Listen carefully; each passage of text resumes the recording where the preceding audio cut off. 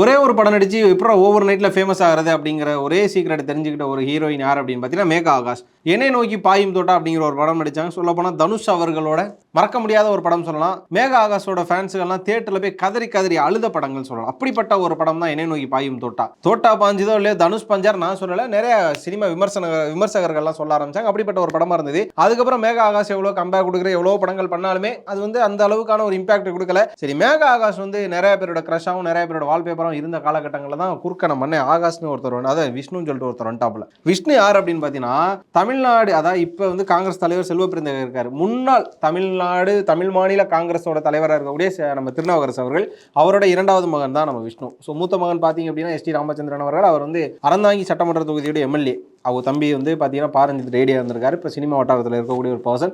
அவருக்கும் மேகா ஆகாஷ் அவர்களுக்கும் காதல் பூத்து மலர்ந்து அதுக்கப்புறம் திருமணத்தில் போய் முடிஞ்சிருச்சு. சொல்ல போனால் பயங்கர தடபுடலாக நடந்த ஒரு திருமணமாக இருந்தது மேகா ஆகாஷ் மற்றும் விஷ்ணு அவர்களோட திருமணம். பல்வேறு இயக்குநர்களும் பல்வேறு சினிமா பிரபலங்களும் மற்றும் அரசியல் பிரமுகர்களும் கலந்து கொண்ட ஒரு திருமணமாக இருந்தது.